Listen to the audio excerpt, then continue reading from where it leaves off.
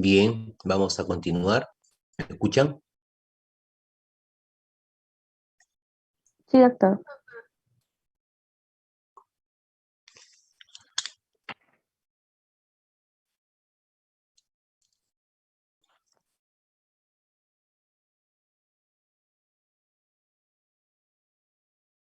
Recording in progress. Bien, vamos a seguir entonces.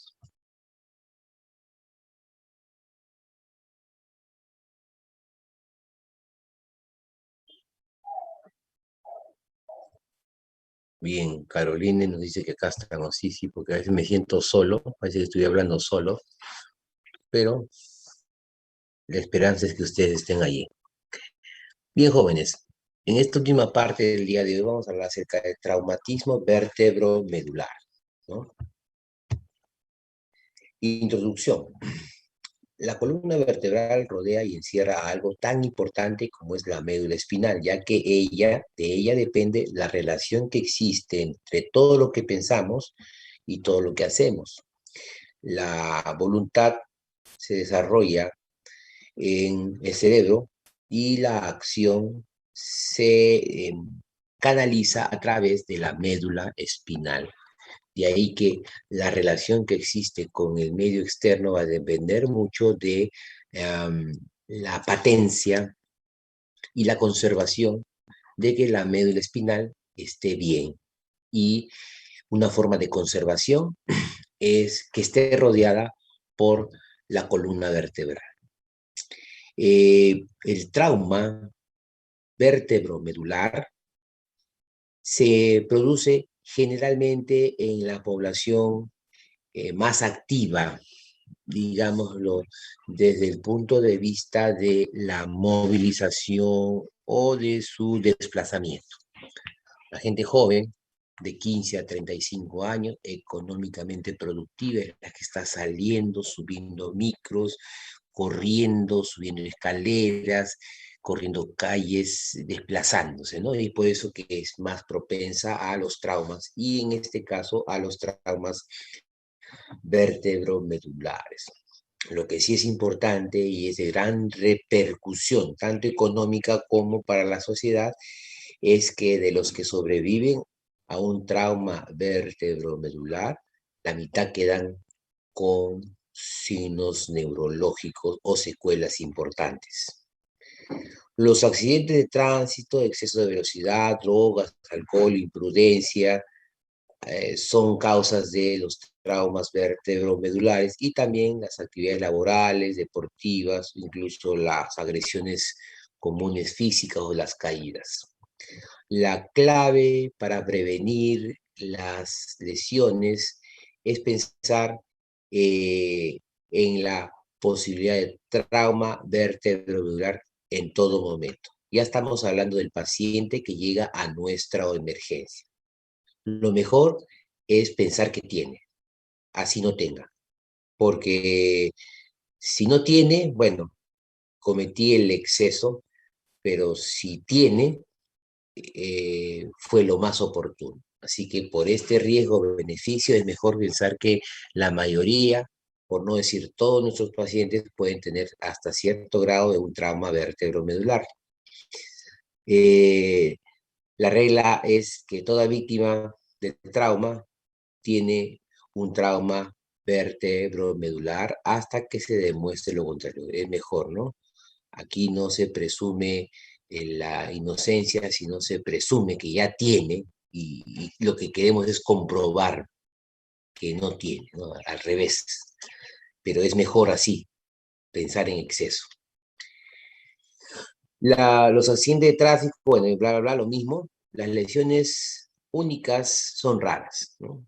Es muy difícil que una persona tenga solamente un trauma a nivel de la columna dorsal, salvo que el trauma haya sido dirigido, un balazo, un golpe, un acuchillamiento que nos limite a que la lesión es única. Generalmente está asociada, y está asociada a el cráneo, ¿no? A la lesión o trauma cráneoencefálico en un cuarto de los pacientes. O sea, cada 4 pacientes que tienen un trauma vertebromedular, uno también tiene trauma cráneoencefálico. En la frecuencia de cuál es la que se lesiona más de la columna vertebral, obviamente la cervical. ¿Por qué? Porque la cervical tiene un pivot o un movimiento, ¿no? El movimiento este que significa que todas las vértebras, desde la torácica hasta el lumbosacra, están rodeadas por una importante masa de cuerpo que no tiene ninguna bisagra importante, ningún movimiento importante. Sin embargo, si hablamos de la cervical, es el nexo que hay entre el tronco y la cabeza. El cuello es una zona de transición con mucho movimiento, diferente, lateral, frontal, giratorio, qué sé yo. Y cuando hay un movimiento excesivo puede lesionarse la columna cervical. Entonces, más del 50% se localiza en la región cervical por su alta movilidad o por su alto rango de movimiento. Eh, Siempre al llegar hay que evaluar la condición neurológica, pero también es importante preguntarle a la familia cuánta suficiente neurología, cuánta suficiencia funcional neurológica tenía. Porque me puede decir el familiar, sí, mi familiar no caminaba porque tenía un problema de muchos años, un accidente, y él no camina, ¿no? Solamente mueve sus brazos. Eso es importantísimo, porque cuando yo quiera reanimar al paciente y yo no conozco eso, esa plejía como de antecedente, puedo asumirla como un daño neurológico actual y invierto tiempo, invierto insumos en buscar la causa, sin embargo no es lo agudo, ¿no? Hay que distraerse en cosas agudas para salvar vidas, lo otro queda después, pero en todo caso, eso es lo que debemos de eh, indagar, ¿no? La lesión previa, cómo estuvo antes del accidente del paciente. No es lo mismo, a veces pasa, ¿no? El paciente es un paciente postrado crónico, ¿no? Y que trataron de movilizarlo y se cayó en la cama. Entonces, neurológicamente llega a la emergencia en una camilla, llega sin movimiento, abre los ojos, no habla, y a lo mejor ese es su basal, ¿no? Y yo me desgarro las vestiduras llamando a un neurocirujano, le hago una tomografía, le pongo collarín cervical y el paciente simplemente tiene un chichón o una escoriación, ¿no? Entonces, la condición previa es básicamente importante y cómo fue el mecanismo de lesión. Recuerden que a veces uno haya lesiones por el simple hecho de el alto índice de sospecha, ¿no? Porque el mecanismo no es claro, pero si yo me lo imagino en la cabeza, digo, ya, esto también puede estar lesionado. Y eso implica mucho que me expliquen cómo fue el accidente. La información de la gente que viene de la ambulancia, el policía, el familiar, hay que recogerlas y sospechar en lesión cervical cuando haya una lesión por encima de la clavícula o un trauma craneoencefálico. Existe varias formas de evaluar, o sí, pues varias formas de evaluar eh, el nivel de dónde fue la lesión, ¿no? Hay un diagnóstico anatómico para eso. Y de acuerdo a la signología, porque recuerden que de la médula espinal salen terminaciones nerviosas radiculares, tanto para la sensibilidad como la parte motora, de acuerdo a la pérdida sensible o motora, puedo yo ir identificando más o menos a qué nivel puede estar el problema, un diagnóstico anatómico y también sensitivo. No nos rasguemos las vestiduras en memorizar todo eso, porque generalmente el hábito de la costumbre nos puede ayudar mucho. Y en las emergencias, generalmente estos cuadros están en un manual o pegados con un gigantograma o pegados al costado de la pared para más o menos tener una idea de cuál es el nivel motor y sensitivo. Aquí tenemos más referencias acerca del nivel motor, acá sensitivo y acá motor, de acuerdo a qué mueve, qué no mueve, pero en todo caso no hay que, digamos, preocuparse por y aplicar la memoria. Solamente 3 puntos. Si yo le podría decir, ¿qué pueden memorizar de la parte sensitiva? Yo creo que no estaría mal que cuando ustedes pretendan tener un nivel sensorial para descartar si hay o no lesión, es primero, ¿no? Que, bueno, acá no está, pero pues sí, acá está el T4 o T5 es mamilar. Esto sí es importante. El T4, torácico 4 o torácico 5 es mamilar, o sea, a nivel de las tetillas. El T10 es a nivel del ombligo, otro que también es importante recordarlo. Y finalmente acá no está, pero memorizar el L1, que es a nivel de la ingle. Entonces, T5, T10 y L1 son los referentes que deberíamos de tener a la mano, con respecto a la parte sensitiva, ¿no? Y con respecto a la parte motora, sí, pues es un poco más complicado y creo que lo que sí aquí no deben de olvidarse es qué ramas, eh, sí, pues qué terminaciones radiculares colaboran con la movilización del diafragma, ¿no? Para el diafragma tenemos la raíz nerviosa C3, C4 y C5. Creo que eso sí deben de acordarse, ¿no? El nervio frénico, que tiene que ver con la movilización del diafragma, depende de 3 raíces nerviosas, C3, C4 y C5. Este dato es interesante porque cuando hay un trauma vértebro-medular por debajo de este nivel, generalmente la función diafragmática y por ende la ventilación está preservada. Pero cuando hay una lesión que involucra estas 3 raíces nerviosas o está por encima de C3, entonces está comprometido la función ventilatoria y por ende el paciente fallece si no se le da ventilación mecánica. Entonces, no se olviden de que de la parte motora creo que hay muchas cosas que hay ahí que pueden, si desean, recordar algunas, pero la más importante, y eso sí no pueden dejar de memorizar, es las raíces que participan en la conformación del nervio frénico, o sea, las raíces C3, C4 y C5. Estas 3 raíces participan entonces al final en la movilización del diafragma. Las lesiones pueden ser por flexión, extensión, compresión, rotación, tracción, distracción, ¿no? O sea, son todos los tipos de cómo se producen las lesiones, ¿no? Y qué van a producir en la columna vertebral. Aquí algunos ejemplos. Arriba a la izquierda, choque frontal. Directamente la cabeza da contra el timón o a veces contra el parabrisas. Abajo a la izquierda se ve cómo es el mecanismo de latigazo. Antiguamente, probablemente ustedes ya ni han vivido esa época, todos los automóviles no tenían ese respaldar que da hasta la cabeza, solamente llegaba hasta los hombros, ¿no? Como una silla normal. Entonces los latigazos eran bastante frecuentes y las muertes, por ende, eran muy frecuentes.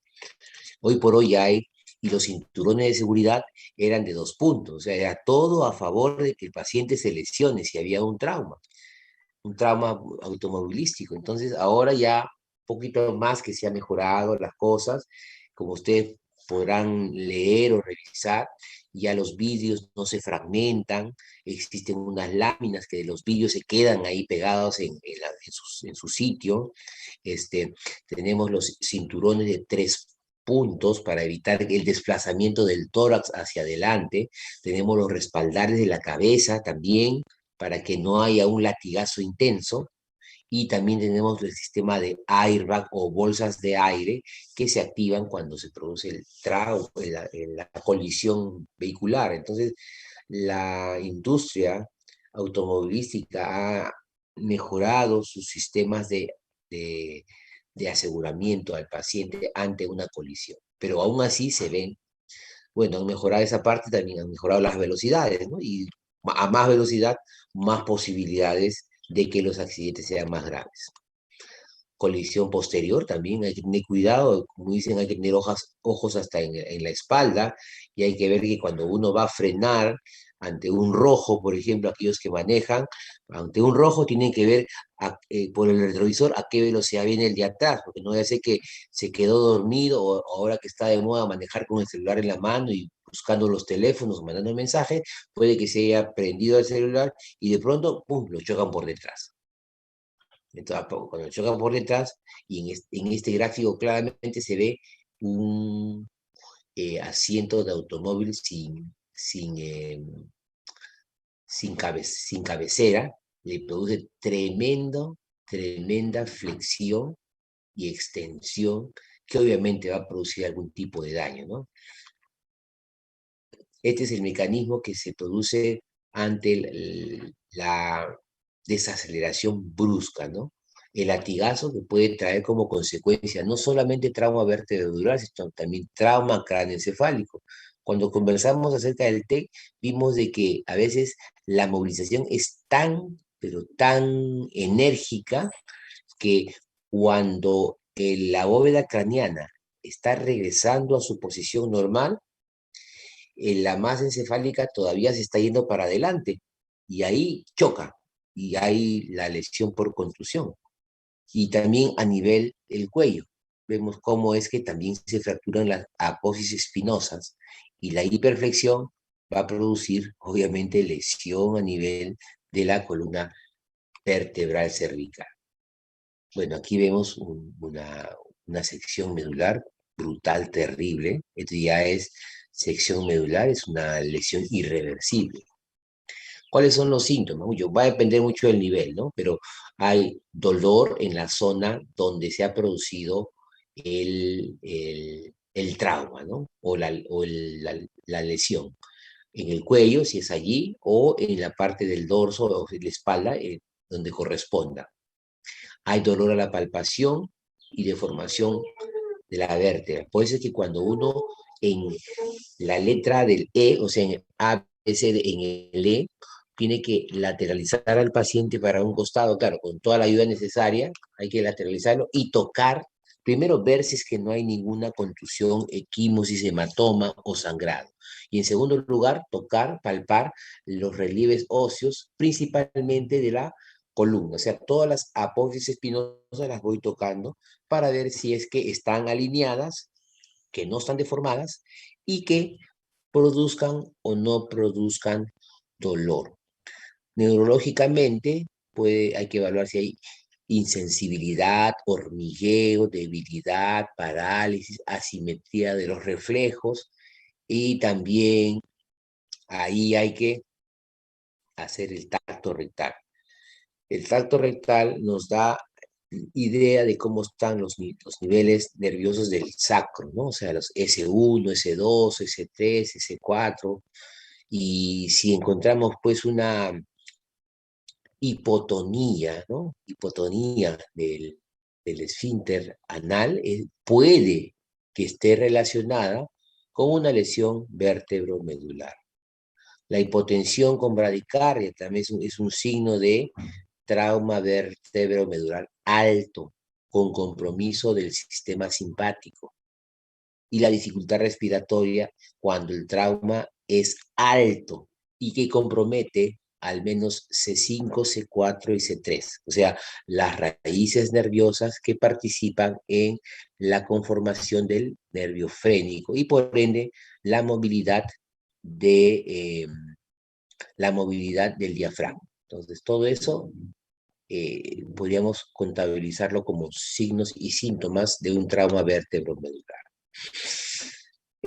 A la inspección podemos ver, de acuerdo a la posición, si es que es a nivel cervical o torácico, vemos los brazos doblados sobre el pecho, o sea, así, ¿no? La posición de asalto, ¿no? Como quien asalta a alguien de acecho, ¿no? Es cuando hay un problema a nivel dorsal o cervical bajo. Em,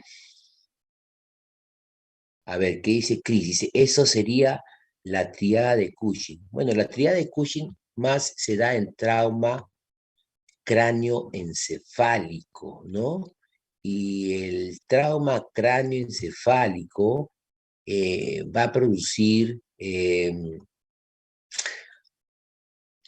aumento de la presión intracraneal, em, aprisionamiento del tallo encefálico por los lóbulos temporales. La triada de Cushing vendría a ocasionar hipertensión, bradicardia y el pulso amplio. Pero si nosotros hablamos de un trauma vértebromedular, lo que se está desconectando es la conexión simpática, o sea, la que tiene que ver con la respuesta adrenérgica. No tiene nada que ver con la triada de Cushing, que depende básicamente de eh, aumento de la presión intracraneal. Cuando hay un trauma vértebromedular, la desconexión del sistema simpático que le da la orden a la médula suprarrenal a que libere catecolaminas, eso está cortado. Entonces hay vasoplegia porque no hay catecolaminas, hay una hipotensión y como no hay respuesta adrenérgica, no hay taquicardia. Es otro tipo de situación la que se está mencionando aquí. Eh, golpes en la cara, hay respiración diafragmática, ¿no? Eh, deformación de la columna o de la jaula torácica. El paciente refiere pesadez o adormecimiento de extremidades, que puede ser un signo de problema vértebromedular. Ya si hay debilidad, parálisis o priapismo o incontinencia vesical y rectal, ya nos dicen que hay un trauma vértebromedular presente. Ahora sí, shock medular. El shock medular es la abolición de todos los reflejos cutáneos y tendinosos por debajo de la lesión.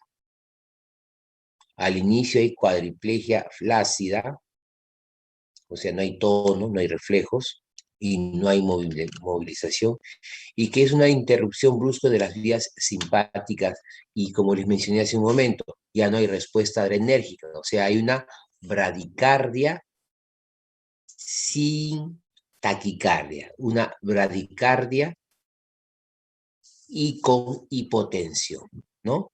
Estoy hablando mal, disculpen.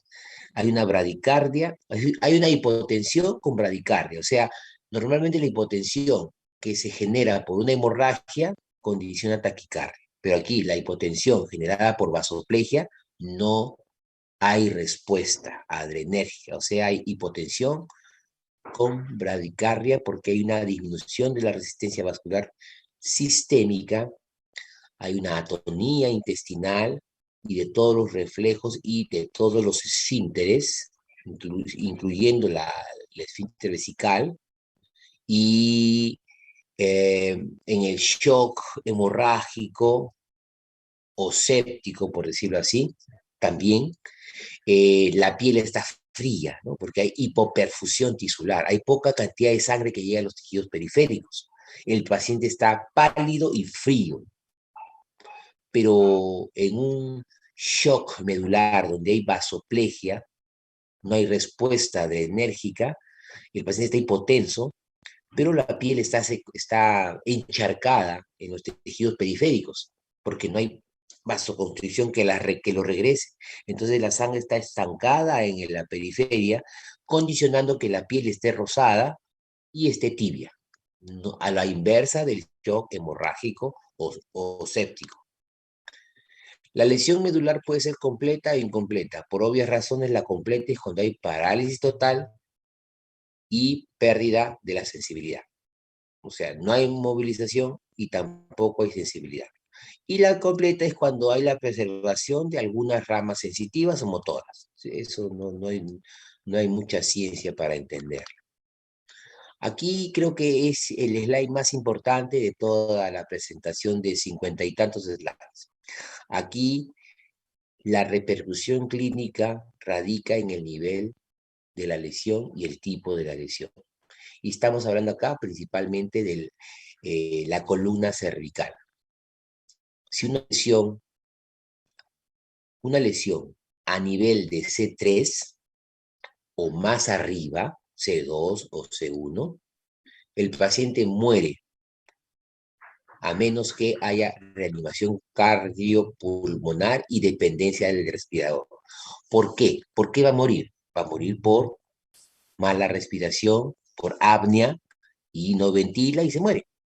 Porque de C3 para abajo, o sea, C3, C4 y C5, se genera las raíces que, que forman el frénico, disculpen, y que movilizan los diafragmas en forma activa. Si la lesión va de C4 a C7, puede haber diversos grados de cuadriplegia, ¿no? O sea que no moviliza las extremidades inferiores y tampoco las superiores, con afección más proximal de las extremidades superiores, cuan más alta sea la lesión. O sea, si tenemos una lesión en C7 o C6, probablemente no mueva los miembros inferiores, y los miembros superiores a lo mejor mueve el deltoides o cosas así, o el brazo, pero no el antebrazo ni los dedos. Si la lesión es en C4, probablemente ahí sí haya una cuadriplegia completa, o sea, los miembros inferiores ni los superiores. Y claro, con cierta dificultad respiratoria, porque ya C3, perdón, C4, C5 todavía involucran algunas fibras del frénico. Finalmente, aquellas que están de T1 para abajo, o sea, de dorsal 1 o torácica 1 para abajo, solamente va a haber paraplegia, punto de quiebre. Si hablamos de extremidades, de T1 para abajo, lo superior se mueve, solamente paraplegia, extremidades inferiores. De T1 para arriba, comienza el compromiso de las extremidades superiores. De C5 para arriba, aparte de eso, comienza el compromiso ventilatorio. Y de C3 para arriba, aparte de todo eso, hay parálisis ventilatoria. Esto es el slide más importante para la traducción clínica de toda la presentación. Los reflejos osteotendinosos pueden estar ausentes o disminuidos. En las primeras horas, la hipotensión de un paciente politraumatizado puede ser multifactorial. Puede ser por hemorragia, puede ser por un trauma vértebro-medular, ¿no? Entonces son cosas que al inicio no podemos definirla, porque si el paciente está en hipotensión, lo que hay que hacer es automáticamente iniciar la reanimación con líquidos, ¿no? Si es hemorrágico, probablemente responda. Y si no responde, es un hemorrágico severo o es un shock de otro tipo, una hipotensión de otro tipo, y ahí entra lo que es el trauma vértebro-medular. Si a esto le agregamos que hay pérdida del tono vascular debido a un aumento relativo del sistema nervioso periférico, va a haber bradicardia. Y ahí confirmo de que es un shock por un trauma vértebro-medular que compromete el sistema simpático. En el tratamiento inicial, como todo shock, inicia pues el ABCDE, ya saben qué cosa es cada uno de ellos, y ante la sospecha de trauma vértebro-medular hay que examinar a la víctima en posición neutral, o sea, en posición de cúbito dorsal, mirando hacia arriba, derecho, sin ninguna almohada o movilización del cuello. Claro, tiene que estar con su coherencia cervical, vías periféricas, en una tabla rígida, hasta que termine de evaluar al paciente.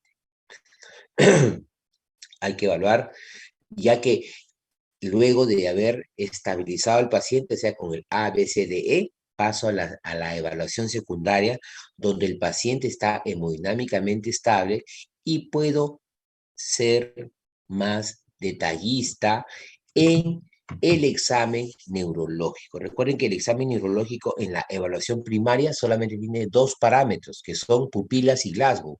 Pero ya cuando pasamos a la evaluación secundaria y tenemos un paciente más estable, entonces podemos hacer un examen neurológico completo. Y aquí podemos hacer ¿qué cosa? Podemos hacer una evaluación muy, pero muy prolija de la sensibilidad y la motilidad. Collarín cervical, tabla larga o corta, de acuerdo como lo requiera.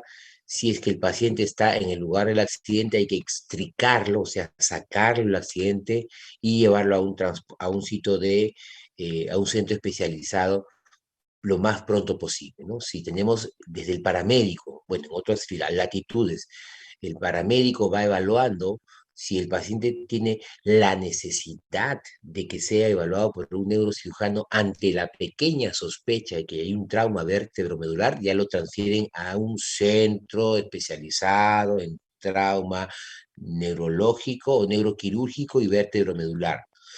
Aquí no hay, ¿no? En el Perú no hay, algún día habrá, pero más o menos esa es la idea.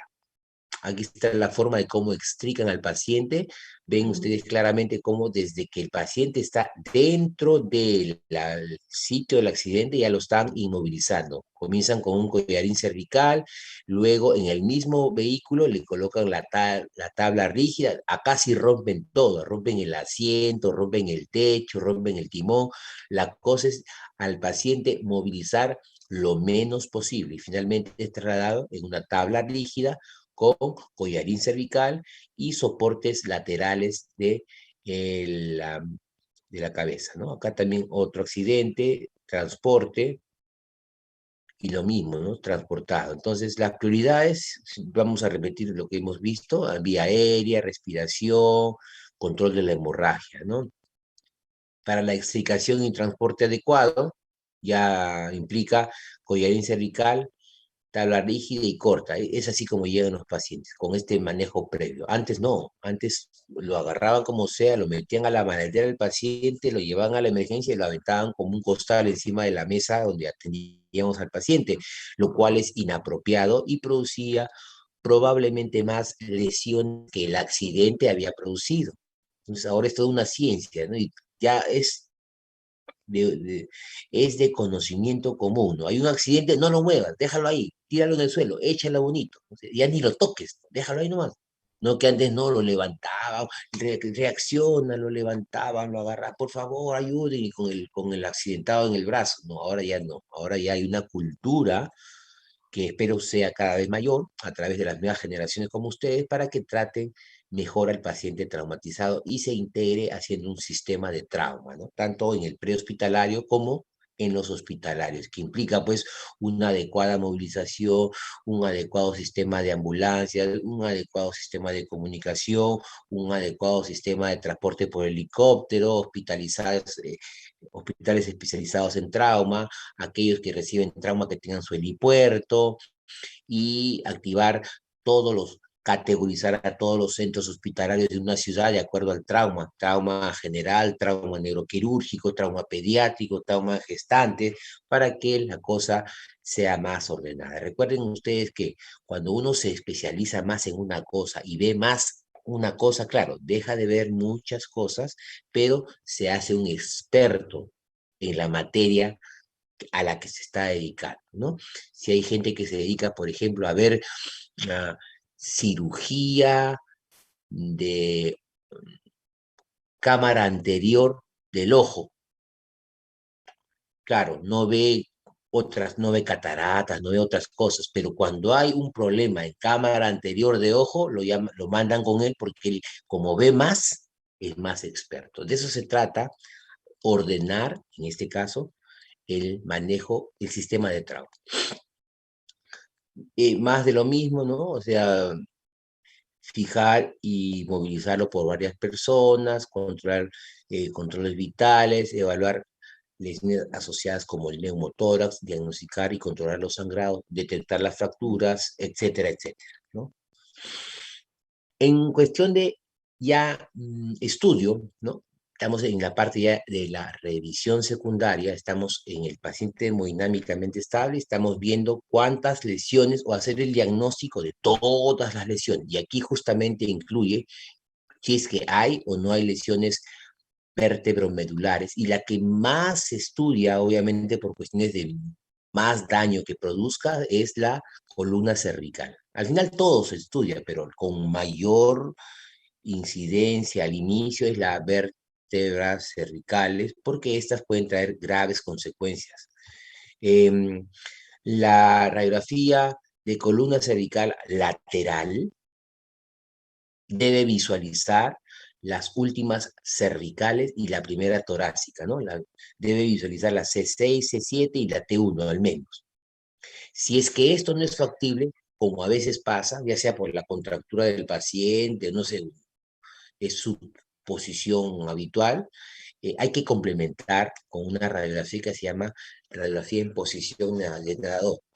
Y a ver si ustedes me ven, la posición de nadador es esta, ¿no? O sea, un brazo encima del paciente y la otra se tracciona hacia los pies, para que este movimiento haga que la cintura escapular se lateralice y permita que el rayo examinador pueda evaluar las últimas cervicales. Y con eso ya se hace un mapeo de todas las cervicales y la primera dorsal. Hasta ahí yo digo, bueno, ya tengo todo completo. Y también algunas otras incidencias para ver el detalle de, por ejemplo, con boca abierta para ver la aposis odontoides, que es muy importante su evaluación, y nunca hacerlas en flexión ni extensión, porque si hubiera alguna lesión y le dicen, a ver, levante el cuello, y ahí nomás queda el paciente, ¿no? Entonces, en posición neutra le dicen, abra la boca, y ahí toman la radiografía y se puede ver la aposis odontoides.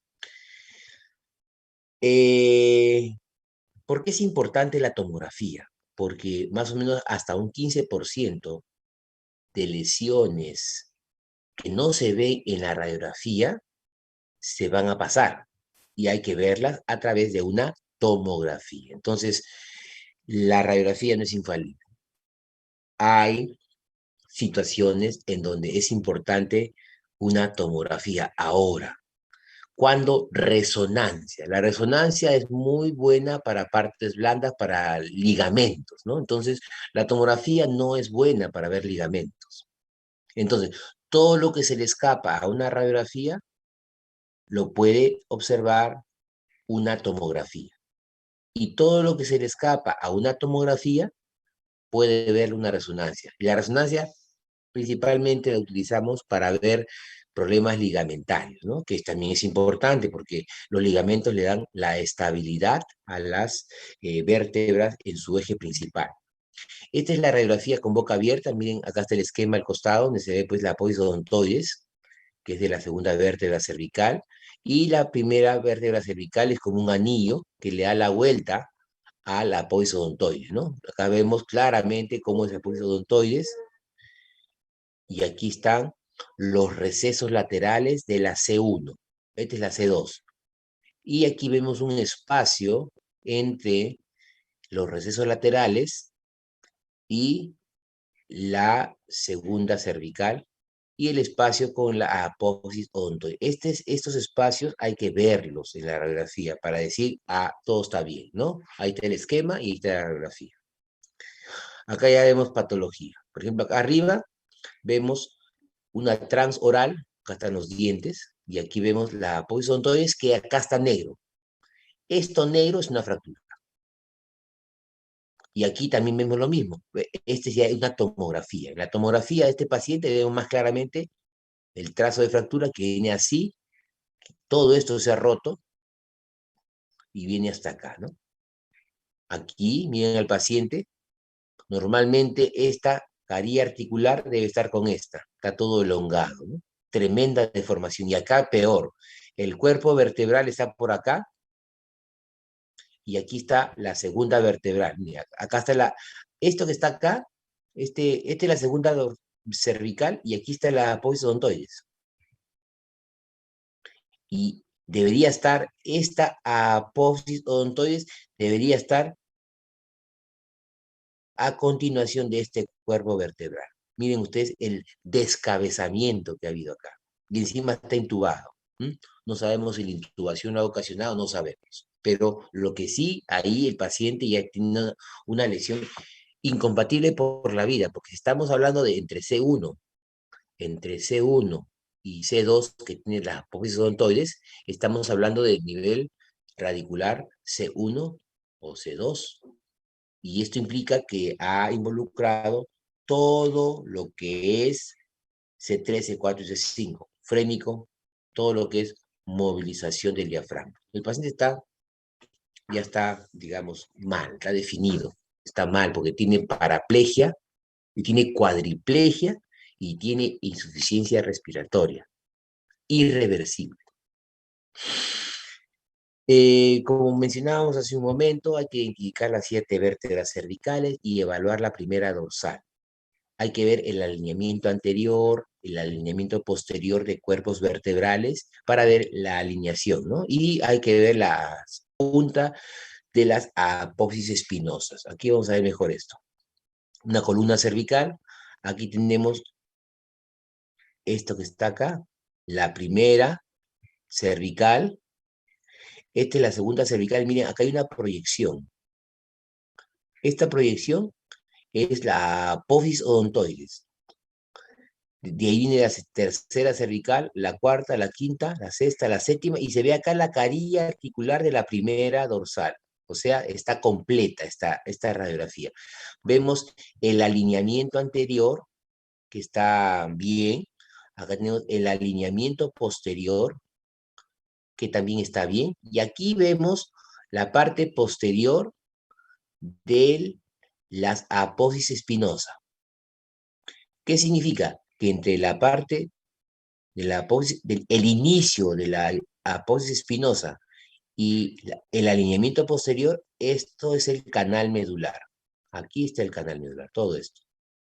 Y vemos que la parte más estrecha es entre C4 y C5. Las lesiones por compresión son más frecuentes entre C4 y C5. Acá se ve lo mismo, ¿no? Acá está todos los cuerpos vertebrales, alineamiento anterior, alineamiento posterior. Aquí está el inicio de las apófisis espinosas y aquí está el término de las apófisis espinosas. Cuando uno hace el examen clínico, uno palpa esto, la punta de las apófisis espinosas. Y aquí vean ustedes, este espacio que está acá es el canal medular, que se comienza a estrechar entre C4 y C5. Y a medida que va bajando, se estrecha más.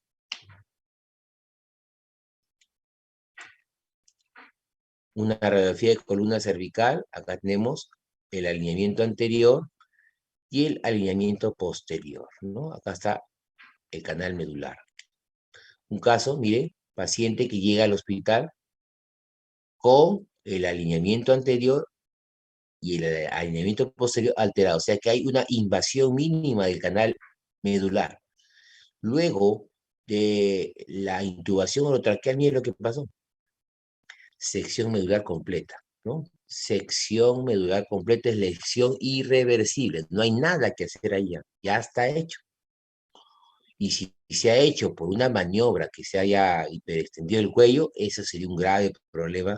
Bueno, para el paciente es grave y para el médico que lo hizo también. Acá vemos una radiografía con el eje recto y que en la tomografía se ve claramente cómo acá hay una listesis, ¿no? Una pérdida del eje. Acá hay una tomografía donde ve una lesión en L2 y aquí se ve otras lesiones dorsolumbares, ¿no? Generalmente estas lesiones se producen cuando hay una desaceleración fuerte hacia adelante. Acá vemos una fractura, acá vemos una listesis, que es creo que es la anterior, ¿no? Y aquí está la misma, ¿no? La misma sección medular que comentamos hace un momento. Acá vimos Otra, miren, las carillas articulares tienen este sentido, pero esta de acá se ha aperturado en forma intensa, ¿no? Acá hay una elongación medular y ruptura. Este descabezamiento también lo vimos hace un momento. La cervical uno se ha zafado, por decirlo así, de su apófisis odontoides, ¿no? Y esto obviamente ha creado una sección medular alta. Aquí también hay otra lesión vértebromedular. Y en el tratamiento, pues, hay cosas que no podemos evitar, ¿no? Ya cuando hay sección medular no hay nada que hacer, pero nuestra misión es evitar mayor daño. Y para ello, desde el paramédico, desde el prehospitalario, viene este concepto y de tratar de cumplirlo. Acá vemos nosotros cómo es que lo trasladan al paciente en una tabla rígida, bien sujetado, con su collarín cervical y su fijador de movilización lateral, ¿no? Este es lo que le llaman los bomberos o paramédicos, le llaman empaquetamiento del paciente. La extricación es sacarlo del lugar del accidente o de la escena del accidente. Si está dentro del carro, sacarlo del carro hacia una camilla se llama extricación. No se olviden eso. Comenzamos con fluidoterapia. Se inicia y hay que tratar de diferenciar si es hipovolémico versus neurológico. Recuerden que el hipovolémico es hipotensión con taquicardia y el neurogénico es hipotensión sin taquicardia, incluso con bradicardia. Claro, a veces estamos con un shock neurogénico y queremos recuperarle la presión, y podemos cometer el exceso de llevarlo al edema pulmonar. Así que mucho cuidado con esto. Identificado que tenemos una hipotensión con bradicardia y que tenemos un shock medular, hay que hacer uso de corticoides a estas dosis, ¿no? Y el vasopresor que queda como una herramienta de segunda línea. En el traslado hay que hacer la movilización en bloque, ¿no? Miren ustedes cómo es que es toda una sistemática. A veces no tienen, pues, no tenemos tabla rígida, pueden usar no sé, una puerta o hacer un sistema de agarre con varias personas para evitar, pues, que haya una movilización de la columna cervical o vertebral en general. Aquí vemos cómo es que lo van a subir a esta camilla rígida, teniendo al paciente en decúbito, lo movilizan en bloque hacia un costado, luego meten la camilla por debajo y luego lo ponen encima.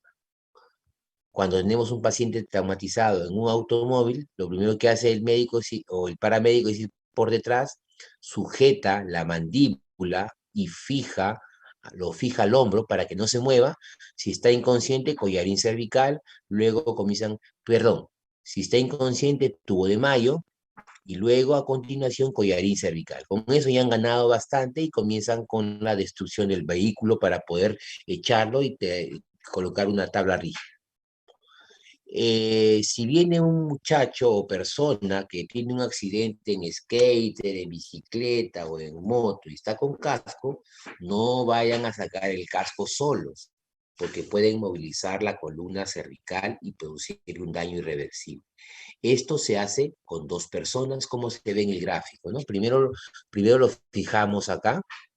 Es más, si necesita oxígeno y necesita intubación inmediata, pueden hacerlo con el casco puesto. Alguien tiene que inmovilizar el cuello e intubarlo. Y después, ya con más tiempo, con unos minutos más, una persona lo sujeta del mentón y la nuca, y el otro, que está reanimando, comienza a hacer movimientos suaves para quitarle el casco sin movilizar el cuello. Estas son las formas de mantener rígido el cuello, collarín cervical. Acá hay un collarín incluso con soporte de tórax. Eso es manejo de paramédicos principalmente.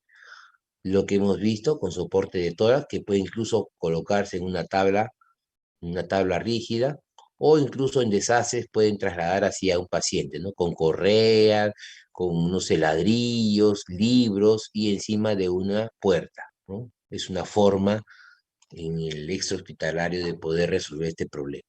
Aquí ya la tecnología ha hecho que tengamos esto. Creo que ya no hay ningún bombero, un carro de bombero o de ambulancia que no tenga esto, todas tienen ahora, incluso dispositivos para niños, ¿no? Porque los pediátricos son toda una ciencia. Muy bien, jóvenes. Eso es la parte teórica con la que quería finalizar el día de hoy. Me gustaría que prendan sus cámaras para poder verlos, porque me siento solo. Ahí por ahí se han reído, no está solo, doctor, claro, eso es lo que yo supongo, pero no sé si todos estarán despiertos. Entiendo que estarán con ropa de pijama, con su cafecito en la mano, con su sándwich al costado, pero claro, es importante saber que están por ahí. Así que para sentirme bien, me gustaría verlos, aunque sea unos minutos antes de terminar la clase. Recording stopped. Nada, nadie me hace caso, parece que ya se fueron todos. Ah, no, están. ¿Qué estamos? Muy bien, Arnold, Estamos muy bien, acá, Arnold. doctor. Qué bueno, Aquí estamos, doctor. Carolina, No, no está solo, estamos Cristóbal, todos. Joshua, Liz, recién nos veo, Caroline, Leticia, Jennifer, Merly, Rosario, Wendy, Esteban, Jocelyn, Giraley, Anthony, Cris, la más preguntona, Viviana, Rocío, y el resto se quedó dormido. Uy, acá este grupo está Álvaro Joseph, Álvaro Fernández, Meli Alexandra, Nicole Monteiro, Sara Manco, Shirley Alexandra, Michele, no ha habido, Brian, Angelín, Daniela, Kevin Frank, Kevin, Carol. Bueno, sería bueno que se hagan visibles. En todo caso, gracias por su atención. Si tuvieran alguna pregunta, podemos resolverla ahorita antes de acabar la clase. Sé que es muy difícil la virtualidad, más con un grupo grande. La interacción humana es lo que no comprendíamos hasta hace 2 años, pero es importante sentir el aliento de su compañero al costado, a veces sudados con colonia, sin colonia, roncando, haciendo sonidos extraños, el profesor hablando, gritando, corriendo por su costado, ¿no? Son cosas que a veces decían, pucha, qué incómodo, ¿no? Pero cómo se extraña, ¿no? El poder interactuar directamente porque es más fácil a veces mantener su atención. A veces la letanía o la monotonidad del volumen de quien habla los comienza a amodorrar y los comienza a poner medio somnolientos, Glasgow 14, Glasgow 13, Glasgow 12, ¿no? Y eso se puede resolver cuando estamos en la parte directa porque sé quién está a punto de claudicar y sé a quién dirigirme y levantar la voz, no gritando, sino hablando de que el trauma es así, que el porcentaje, y lo miro fijamente con cara de que lo voy a traumatizar, pero no traumatizo, y es una forma de captar la atención del que está, ¿no?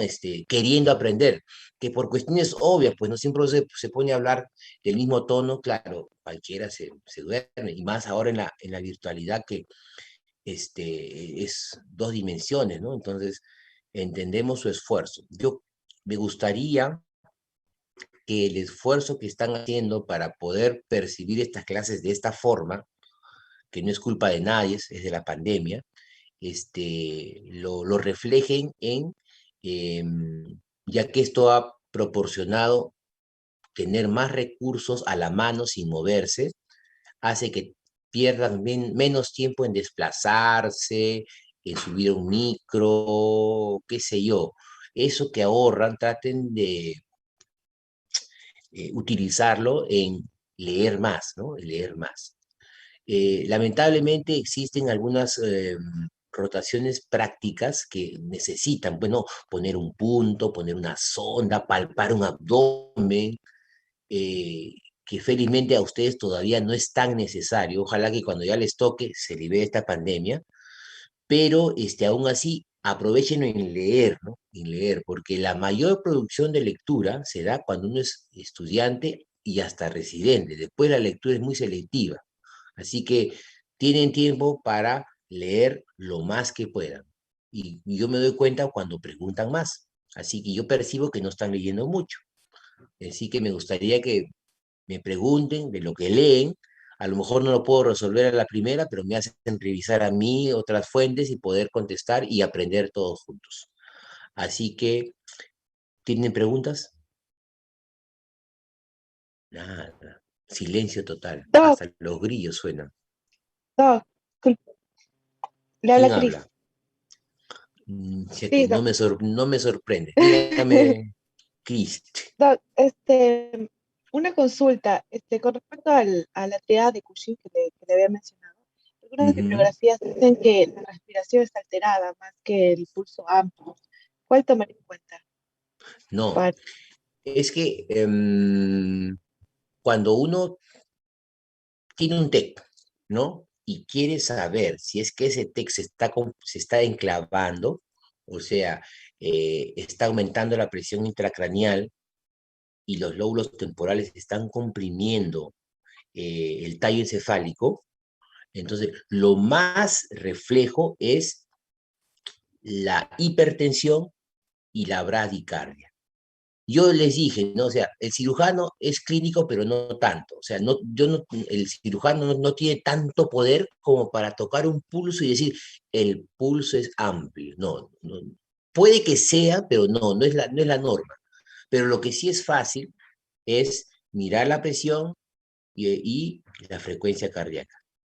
Yo les digo esto porque sí, pues a veces rasgamos las vestiduras en el detalle, pero a las 3 de la mañana o 3:30 llega un paciente así y nadie se está pues buscando el detalle de esto o el otro. Y eso cuando ustedes vean la parte de trauma abdominal, que creo que la hacen con el doctor Guamán, si no me equivoco, un amigo mío, este, van a aprender los grados de trauma hepático, los grados de trauma esplénico, grado 1, 2, 1B, 2C, 3C, no sé qué tanto se maneja eso, o yo sé, pero no tanto. Y entonces a las 3 de la mañana, pues nadie se preocupa en grado 12, lo que uno se preocupa es que no sangre y punto. Ya después analiza, era un grado 2, sí, tal vez puede ser, pero lo importante son las cosas prácticas. Entonces, si ustedes están viendo un TEC que entra en bradicardia o en hipertensión sistólica, ese para ustedes ya sería el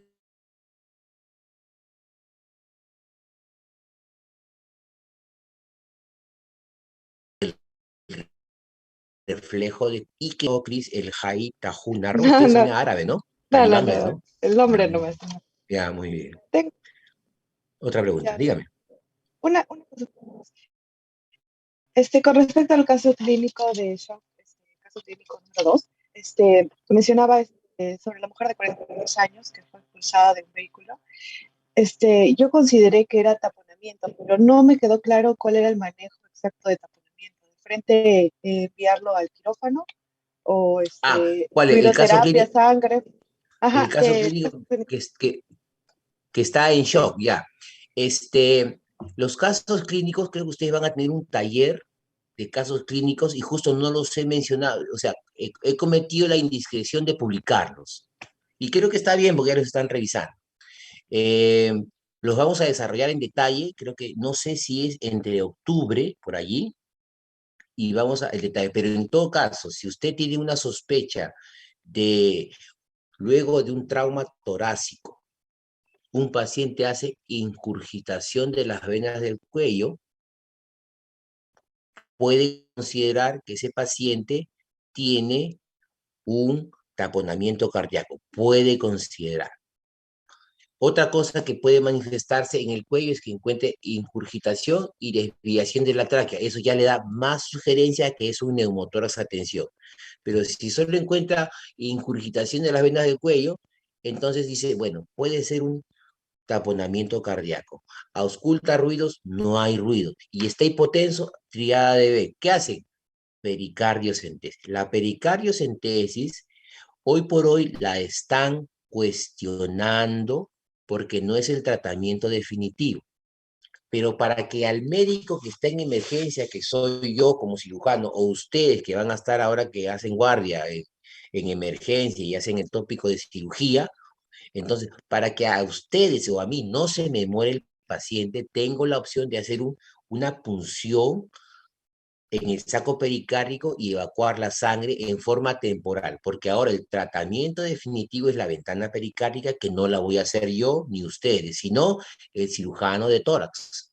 Y eso lo hará en sala de operaciones, con gente experta, con material especial.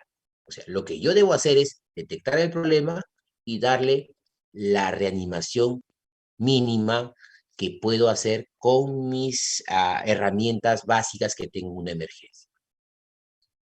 ¿Correcto? Nos abandonó Chris.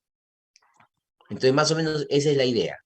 Y ojo, los diagnósticos no son infalibles. O sea, yo puedo pensar que es un neumotórax a tensión y no lo es, claro, pero según la secuencia lógica, me parece que es, y le doy tratamiento. Puedo equivocarme, claro, somos seres humanos y 2 más 2 en medicina no es siempre 4, así que puede estar con ingurgitación de la vena del cuello, puede tener abolición de ruidos cardíacos y no es un taponamiento cardíaco, sino es un neumotórax a tensión o un hemotórax masivo. Entonces, esas cosas pueden pasar, no tener el Doc- diagnóstico absoluto. Doctor, una pregunta. Eh, perdón, no sé si es muy ignorante, pero es una duda que tengo. Por ejemplo, si tengo una que vimos en la clase, ¿no? O algún espacio por el diafragma que se rompe y entonces hay un pasaje del intestino hacia el tórax, ¿no? Ingresa ahí el estómago y entonces está lleno de aire. Hay algunos casos en que se pueden confundir que esto sea un neumotórax, porque ven, por ejemplo, sacan una radiografía y tienen todo que está con espacio, ¿no? Que está radio lúcido, y entonces me hace pensar que tengo aire ahí. ¿Hay alguna manera de se confundir o no hay manera de confundirse? Hay un signo. Bueno, primero tengo que decirles que nunca deben sentirse mal en hacer una pregunta, por más tonta que parezca, porque a veces es una pregunta recontra importante. Así que eso de menospreciar su punto de vista está mal.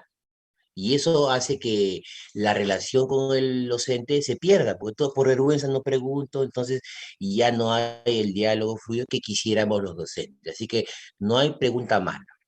En segundo lugar, no hay nada infalible en medicina, menos en cirugía y menos en el manejo inicial del paciente traumatizado. Se han visto muchas veces que uno hace un drenaje torácico por un neumotórax y sale líquido intestinal o líquido gástrico. ¿Por qué? Porque se malinterpretó una radiografía de tórax.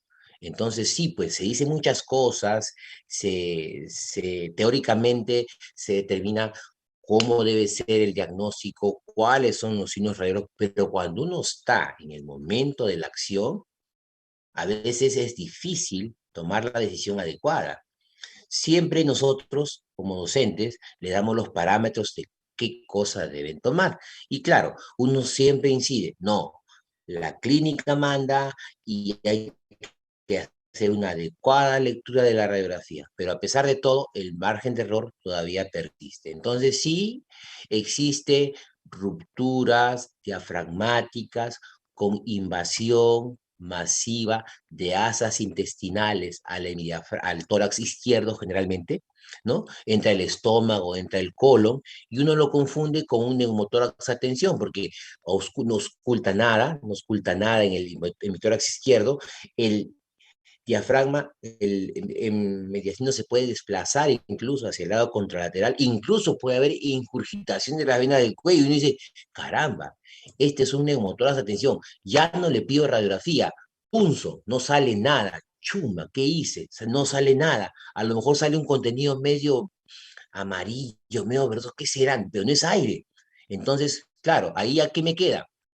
Ahí me queda hacer el diagnóstico con una imagen. En la imagen veo, ah, a ver, está lleno de aire, pero le he punzado y no ha salido aire. ¿Qué puede ser? Ah, ya, entonces me pongo a mirar mejor cómo está el diafragma. Uy, no veo diafragma. Ah, entonces esto no es un neumotórax a tensión, sino es una ruptura diafragmática. O sea, a veces por ensayo-error se llega al diagnóstico.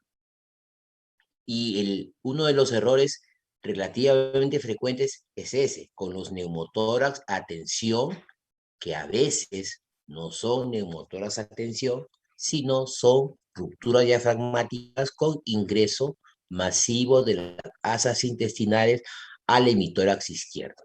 Y por último, ha sido una excelente pregunta, muy buena pregunta, muy profunda para el nivel que tienen ustedes. Creo que están leyendo.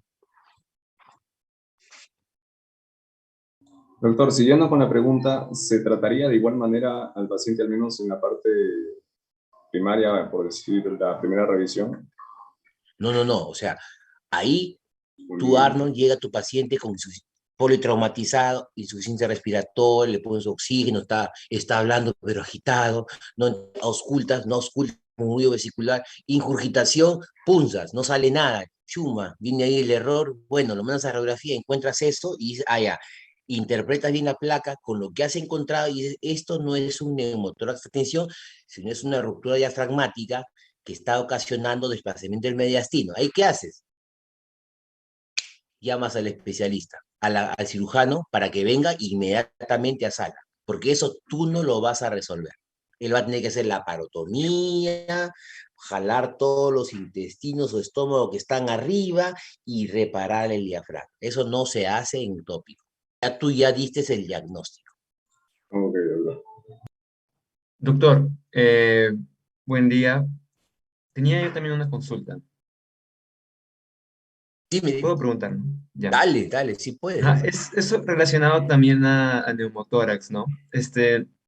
Como yo no sé literal nada, ¿no?, de cómo se hace, cómo es el escenario en la emergencia, a mí me confundo cuando es punción con drenaje torácico a sello de agua. O sea, son cosas diferentes. Por ejemplo, en este mismo paciente que usted mencionó cuando con Caro preguntó, eh, la punción se le realizaría igual en el tercer espacio intercostal, línea media clavicular, y después el drenaje se hace en esa misma zona o en el quinto espacio intercostal, línea axilar media.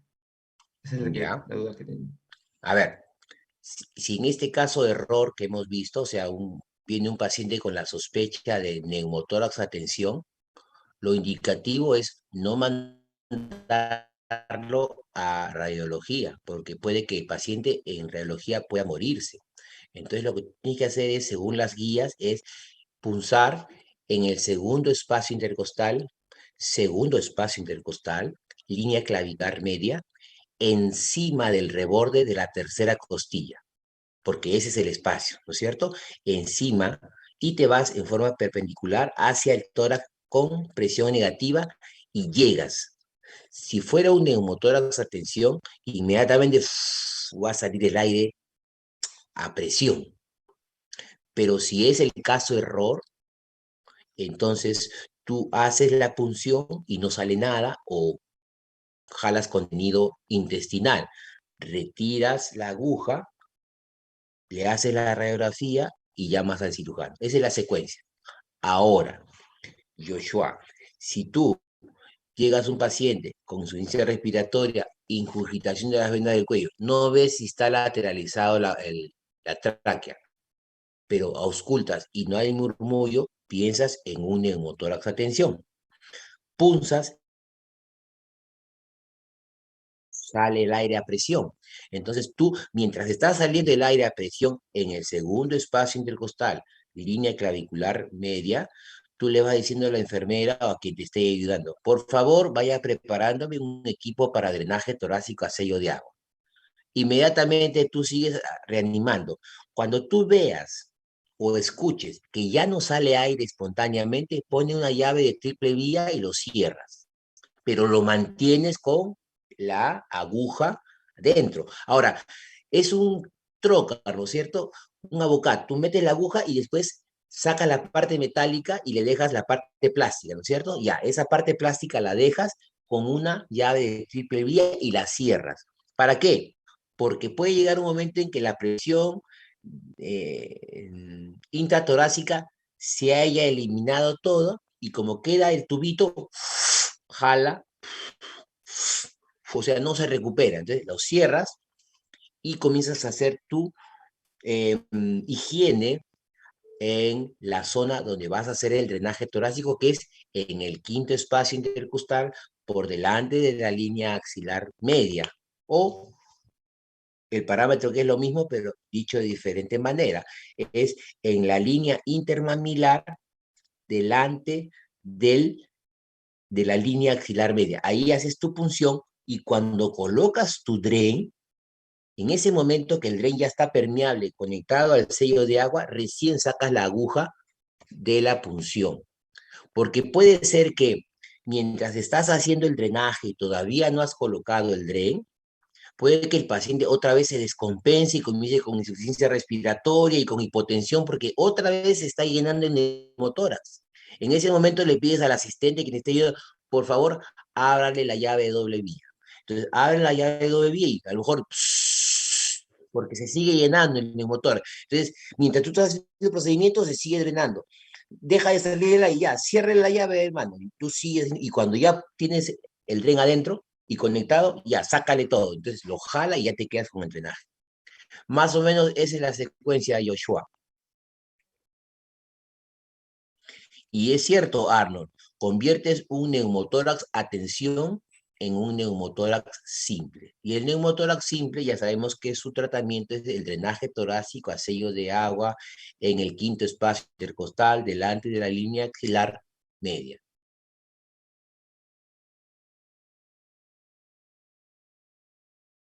¿Alguna pregunta más? Aquí hay 2 mensajes en el chat. Sí, efectivamente. Sí, sí, sí. Doctor, tengo una pregunta. ¿Sí? ¿Quién habla? Yelitza, doctor. Yanixa. Dígame. Ahora que mencionó el uso del malitol, yo había notado en mis apuntes de que usábamos cuando el TEC tenía un inicio con reflejo de Cushing, ¿no? Y había puesto bradicardia, pulso amplio, pero había puesto un ejemplo que vio acerca de la variación de la presión. ¿Eso sería la hipertensión o eso es otra cosa? Variación, por ejemplo, dijo que el momento estaba, sí, de 150 y a la próxima revisión lo encontrábamos a 60. La presión estaba en 160 y después la presión está en 60. Ajá, esto no había entendido bien. No, no, ya.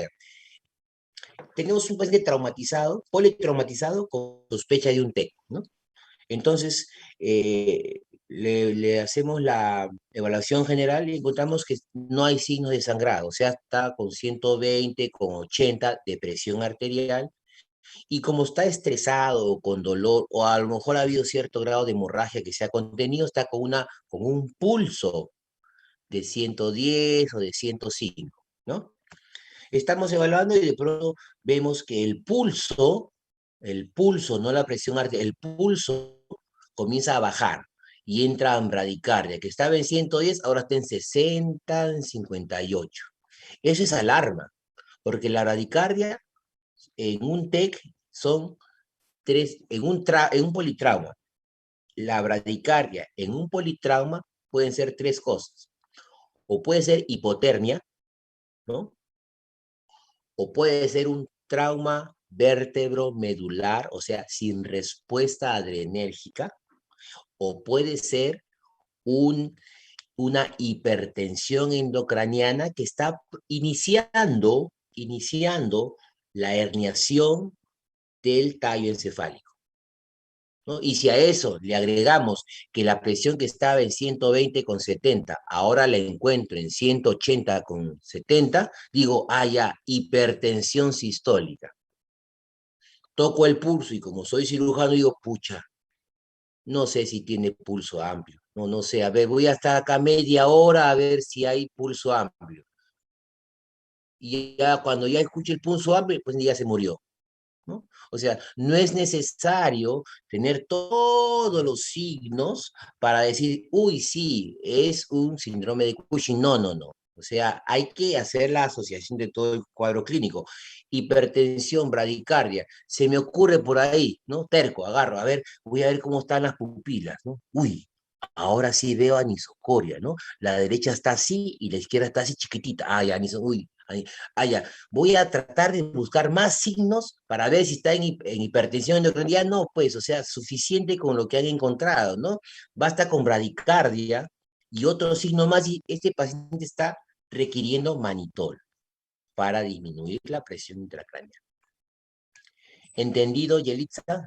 Sí, sí, doctor, muchas gracias. Muy bien, porque va a haber en el examen va a haber una pregunta así. Doctor, Liz. aprovechando la pregunta de mi compañera, un paciente, ¿no?, que tiene un traumatismo encefalocraniano, en el momento para disminuir la presión intracraneal, ¿tengo que usar manitol?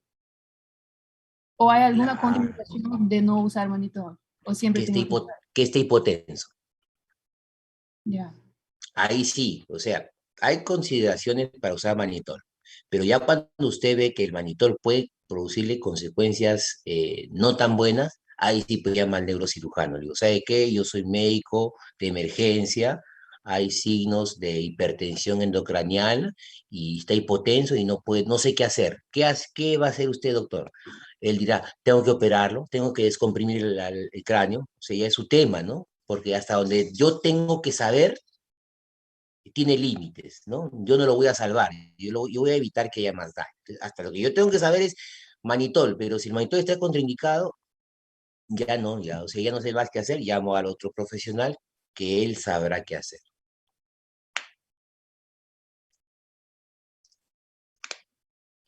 O sea, que se ríe Arno, ¿no? Tan nerviosos por el examen, ¿no? Muy bien, qué bueno que estén nerviosos, eso saca lo mejor de ustedes. Bien jóvenes, viendo la hora avanzada y me voy a ir contento porque he visto inquietud, no sé si sea porque ha estado buena las clases o porque se les viene el examen, pero por uno o por dos yo me he visto contento. Así que nos despedimos hasta el próximo jueves a la misma hora para darle la